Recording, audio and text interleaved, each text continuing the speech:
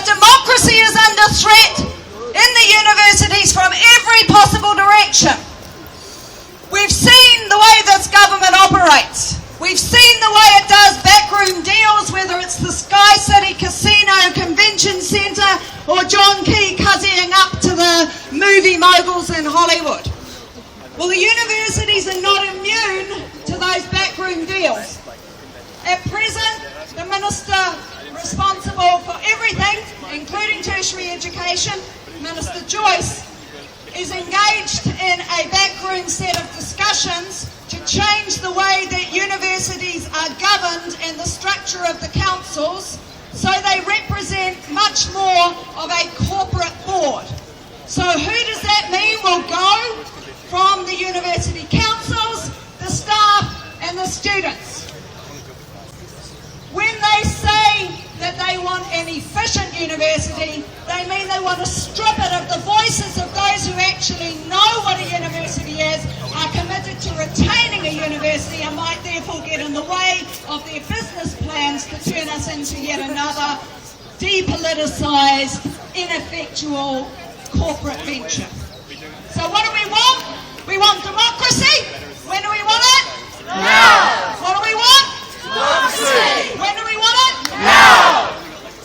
If we come down to the council, I used to be on the council in the 1990s. We had really vibrant debates on the council.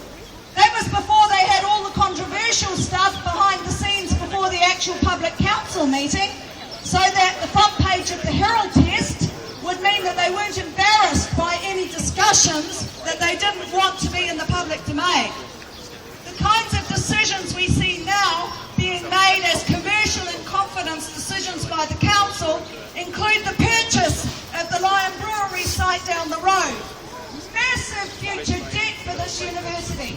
Servicing that debt means there will be less money available to do the things that the university should be doing.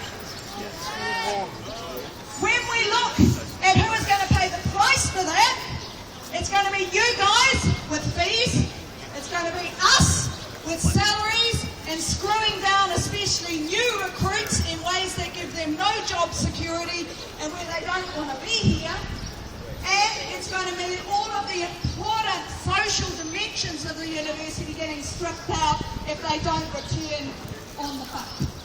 So when it comes to the council, we want to say to them, what do we want? When do we want it? Now. Then if we go one tier down and we come to the Senate, which is the place where the professors, elected representatives of the non-professorial academics and the student reps supposedly debate the matters of importance to the university, democracy deficit is hard at work there as well. Some of you will remember last year when we had the big industrial dispute here, it was over the desire of the Vice-Chancellor not only to take out of the employment contract for the academics the guarantees around various forms of policy so he could rewrite them himself, but he refused to put the issue on the agenda for the Senate meeting so that members of Senate could debate the question.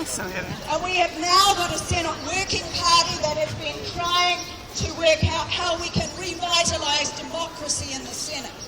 Once upon a time, we used to debate your fees in the Senate. We would have really vigorous discussions about what the implications were for the university of raising the fees, or of different fees for different disciplines, or what the consequences of higher loan debts would mean for access and equity to the university. None of that occurs there anymore.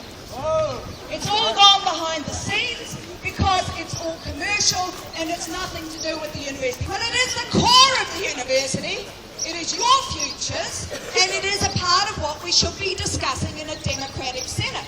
So what do we want in the Senate? We want democracy. And when do we want